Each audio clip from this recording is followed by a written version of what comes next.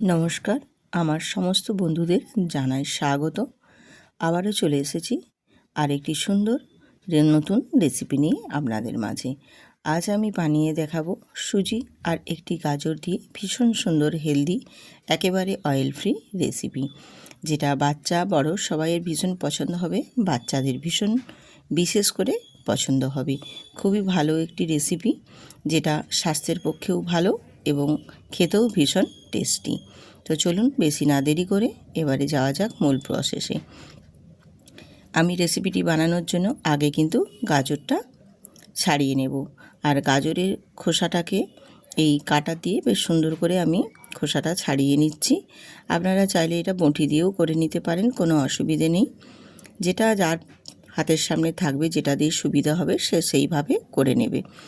দিয়ে এবারে আমি গাজরটাকে একটা গ্রেটারে করে গ্রেট করে নেব। তো খুব ঝিরিঝিরি করে গ্রেটটা করে নিলে এই রেসিপির ক্ষেত্রে সুবিধে হবে। তো আপনারা যদি চান এটা গ্রেটারে না গ্রেট করে একদম ছোট্ট ছোট্ট করে মুঠিতে কেটে নিতে চান, সেক্ষেত্রেও কেটে নিতে পারেন, কোনো অসুবিধে নেই। তো গ্রেটারে আমি গ্রেট করে নিচ্ছি এই কারণে, খুব ঝিরিঝিরিভাবে গাজরটা একদম গ্রেটারে গ্রেট করে নিলে আমার সুবিধে হবে এই রেসিপির ক্ষেত্রে। আর এই কারণেই আমি একদম গাজরটাকে গ্রেটারে গ্রেট করে রেডি করে নিলাম। দেখুন কত সুন্দরভাবে গ্রেট হয়ে গেছে। এবারে আমি এটাকে একটা মিক্সিং বোলের মধ্যে নিয়ে নেব। আর মিক্সিং বোলটা দেখো আমি নিয়ে নিয়েছি।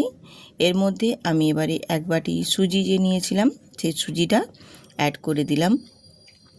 আর সুজির সাথেই দিয়ে দেব আমি এখানে গ্রেট করে নেওয়া গাজর। আর এই জন্যই আমি বলছি, যেহেতু মিক্সিতে দেব, ছোট ছোট করে কিউব করে কেটে নিলেও কোনো অসুবিধে নেই। তো গ্রেটারে গ্রেট করে নিলে কি খুব ভালো একদম মিহি পেস্টটা হয়ে যাবে, এই কারণে খুবই তাড়াতাড়ির মধ্যে। গাজরটা দেওয়ার পর এখানে দিয়ে দিলাম আমি স্বাদ মতো সামান্য অল্প একটু নুন, আর দেব এখানে 2 চামচ আর হাফ চামচ মানে 2.5 চামচ মতো এখানে চিনি দেব, আর দেব এখানে তারপর দুধ।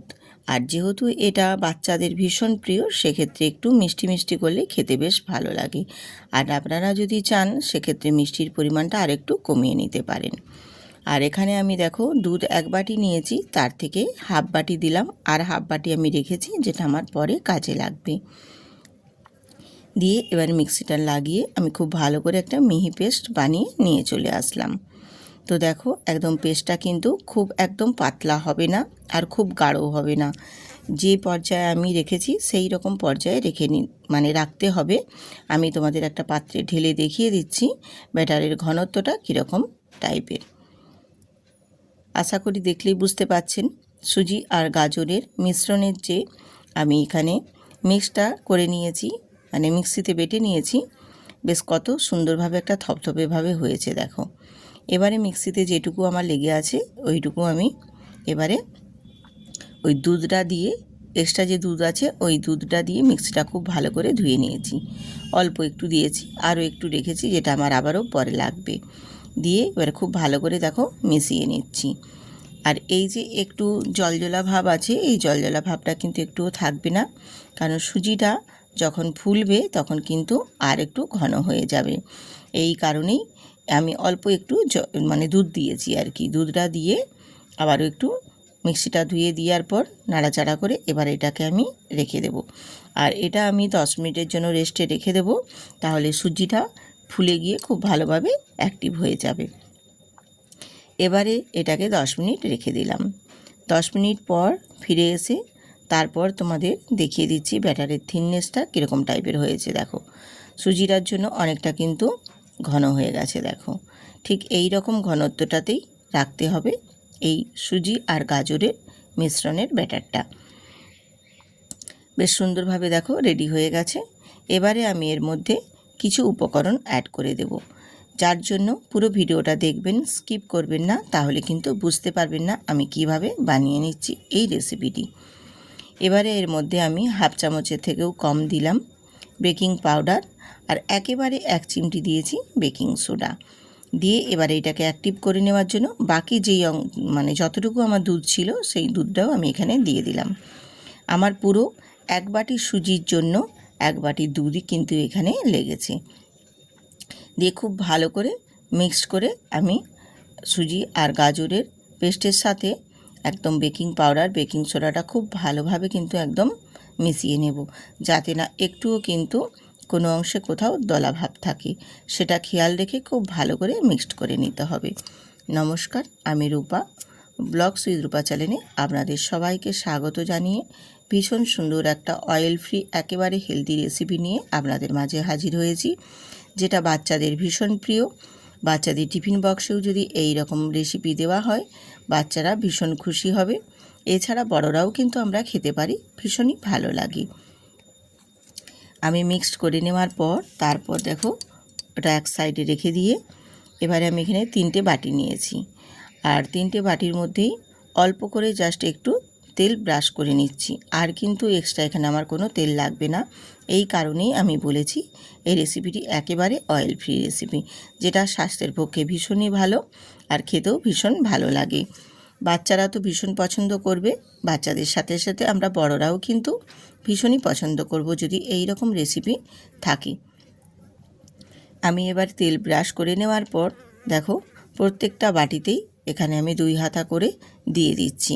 তো এখানে বাটিটা কিন্তু ভর্তি করে দেওয়া যাবে না, হাফ বাটি করে দিয়ে দিতে হবে। হাফ বাটি করে দিলেই তারপর, কারণ হাফ বাটি করেই দিয়ে দিতে হবে, এর কারণ হচ্ছে তোমার যখন এটা ফুলবে তখন কিন্তু বাটিটা ভর্তি হয়ে যাবে। এই কারণে হাফ বাটি করেই ব্যাটারটা দিয়ে দিতে হবে। দিয়ে ওপর থেকে আমি একটু একটা করে দিয়ে দিলাম কিশমিশ, তাহলে দেখতে বেশ ভালো লাগবে আর খেতেও ভালো লাগবে। এবার এগুলোকে রেডি করে নেওয়ার পর আমি চলে এলাম গ্যাসেতে একটা পাত্রে জল বসিয়ে ওপরে একটা ঝাঁঝরি দিয়ে দিয়েছি। আর ঝাঁঝরির ওপরে এবার আমি গাজর আর সুজির মিশ্রণের ব্যাটারের যে বাটিটা রেডি করেছি সেটা ওপর থেকে বসিয়ে দেব বেশ সুন্দর করে, যেন বেশ একদম পারফেক্টভাবে ঠিকঠাক মতো বসতে পারে, যাতে এটা জলের ভাপে যে ভাপিয়ে নেব যেন ভাপানোটা বেশ একদম পারফেক্টভাবে হয়। এবারে আমি এটাকে ঢেকে দেব 10 মিনিট। খুব বেশিক্ষণ সময় কিন্তু লাগবে না, একেবারে মাত্র গুনে গুনে 10 মিনিট সময় লাগবে এই রেসিপিটি বানানোর ক্ষেত্রে। 10 মিনিট আমি ঢাকনা দিয়ে ঢেকে দিয়েছিলাম।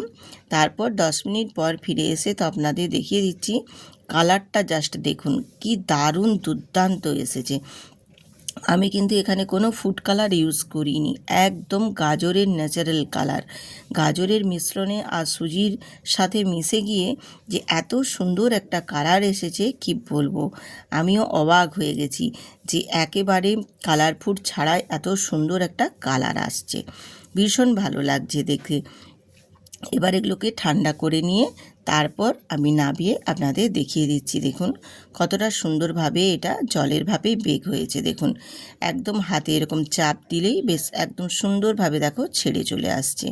এই রকমভাবে 4-5টা ছাড়িয়ে নিয়ে তারপর হাতে একটু আমি বাটিটা উল্টে দিয়ে চাপ দিয়ে দেব, তাহলেই বেশ সুন্দরভাবে কিন্তু একদম ছেড়ে চলে আসবে।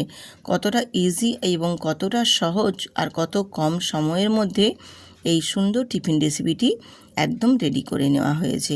কতটা সময় কমের মধ্যে এবং কত ইজি সেটা নিশ্চয়ই আশা করি আপনারা দেখলেই বুঝতে পারছেন বন্ধুরা। যদি ভালো লেগে থাকে অবশ্যই কিন্তু বন্ধুদের সাথে শেয়ার করবেন প্লিজ, এবং আত্মীয় পরিজনদের সাথেও শেয়ার করে দেবেন, যারা সবাই এটা দেখে বা দেখার সুযোগ পায়। আজকের এই রেসিপি যদি ভালো লেগে থাকে অবশ্যই আমার পুরনো এবং নতুন সমস্ত বন্ধুগণকে বলছি সবাই আমার পাশে থাকবেন, লাইক শেয়ার কমেন্ট করে। আর নতুন নতুন বন্ধুরা যারা আজকে আমার এই ভিডিওটিতে ভিজিট করেছেন অবশ্যই ভিডিওটিতে একটি লাইক দিয়ে সুন্দর করে একটি কমেন্ট করবেন, আর চ্যানেলটিতে সাবস্ক্রাইব করে বেল আইকনটি প্রেস করে দেবেন। কত সুন্দর এবং কত নরম আর কতটা সফট হয়েছে আজকের এই টিফিন রেসিপিটি, আশা করি আপনারা দেখলেই বুঝতে পারছেন। তো এই রকম নিত্য নতুন রেসিপি পেতে আমার সাথে থাকুন। সবাই সুস্থ থাকুন, ভালো থাকুন, আবারও দেখা হচ্ছে।